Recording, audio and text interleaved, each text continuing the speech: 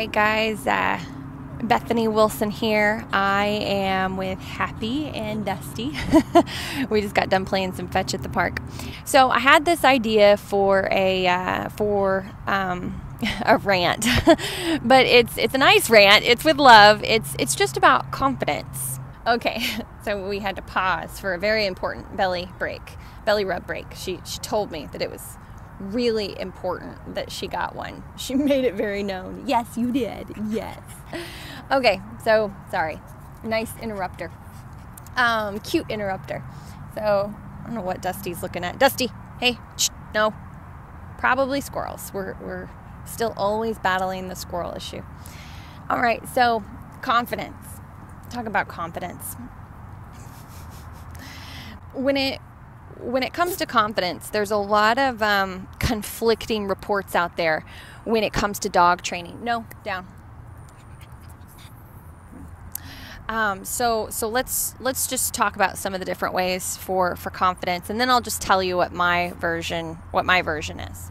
First of all, you can be told that to build confidence with your dog, you need, to use a lot of food redirection, a lot of basic obedience, a lot of trick training, which is basically what obedience with just food is. There's always another aspect to teaching obedience, and it has nothing to do with food. You need food. Food builds drive, and it builds a connection, and food is great, but there's a lot of people out there that tell you that the way to build confidence is through food. But I'm not talking about confidence just with the dog. I'm talking about confidence with you, the owner, the human being.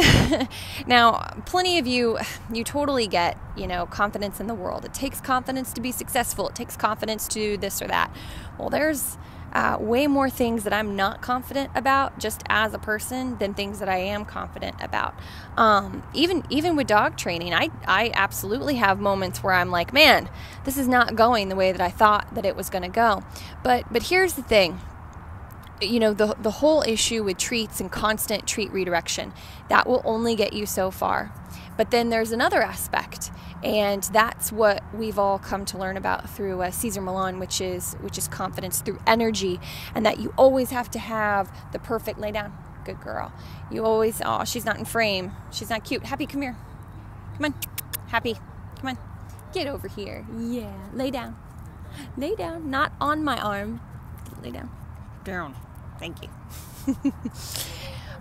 So then the other way that we often hear about is through the Cesar Millan methodology, which is just, confidence through energy and not petting your dog at the wrong time, which I talk about all the time. It's very important not to pet your dog at the wrong time. I even have a rant about affection and when to give it. But there's more to confidence than just energy, and there's more to confidence than just using treats to build that connection with your dog. So I just want to take a moment and tell you what I think we should focus on confidence-wise when it comes to dog training. Because here's the thing, I don't always want to have food on me forever. That's one aspect of it. Plus, I don't want to just build a relationship with my dogs through food. Now, I absolutely use food. I use food a lot in training, but it's definitely not the whole package. It is only a part of the package. That's why I do balanced training.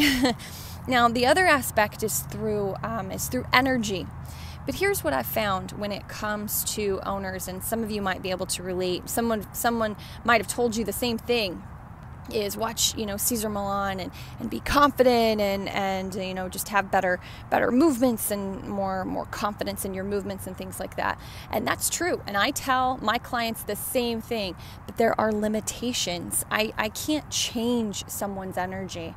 I can't tell someone to stop doing things that's detrimental in their life in order to have better confidence in themselves, to make their dogs feel more confident around them. It doesn't work like that. Now, don't get me wrong. If there's issues in a family, like a dynamic going on that's causing a lot of distress, it's not that I won't point that out. And Cesar Millan has a famous show, so he's able to say, you know what? Why don't you try to stop smoking and go start doing yoga? He can do that. That's not something that I do, because even though I feel like it's very useful for the person as well as for the dog, because what's good for the person filters into the dog. There's a really important aspect to this that I feel like gets overlooked. And that's when you start doing some basic training. It doesn't matter how much training that you do as far as thresholds and waiting for food and walking better on a leash. It doesn't matter how much training you do if you aren't consistent, all right? Consistency is confidence, all right? Consistency as far as waiting at thresholds, waiting for food, not allowing your dog up on the couch without permission if you're like working through some behavioral issues and that's part of the program, crating your dog at night if that's part of the program. The consistency builds confidence in your dog. You know, it's not always about being the alpha. In fact, I get really aggravated when people talk about just being the alpha and controlling your dog and being the pack leader. I say those things too. It is very true. You need to be the pack leader.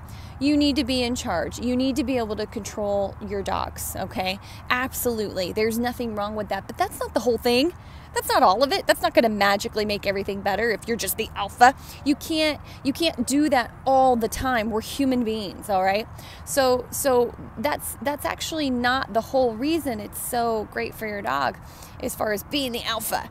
What's great for your dog is the consistency that comes with controlling their environment and controlling what they do builds confidence in the dog, confidence in themselves and confidence in you.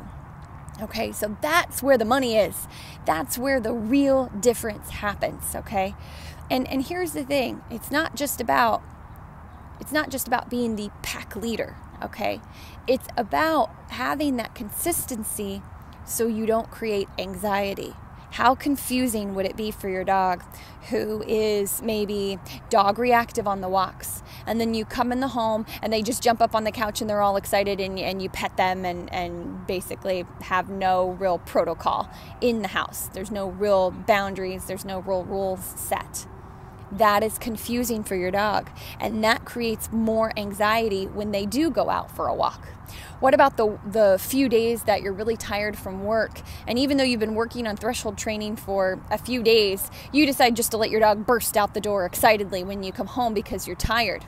That actually causes more anxiety because it confuses the dog on their role, on when they can act a certain way. So then when you do go to correct them, you really, really hurt their basic understanding of what it is they're supposed to be doing. So again, it's not just about being in control, controlling your dog, being the pack leader. It's about being consistent in everything that you do so you don't cause the dog anxiety. How unfair is it for a dog that jumps up on people for you to come in the door every day from work and get them all excited and pet them and say hi and they jump around, but yet when guests come over, they get in trouble and they get in trouble and maybe you correct them, or maybe you just get mad or frustrated. Maybe you don't even do corrections and you're just like, oh, I don't know what to do. Maybe you try to use food and that gets them more excited, or you just use food to have them sit, but then the next time someone comes over, they just jump up again because there's nothing to block that initial reaction, and you just get really frustrated. That's emotional for your dog. That also will cause anxiety. So whenever I talk about confidence, I mean confidence through consistency. It's so important. Whatever you're going to do, be consistent at it.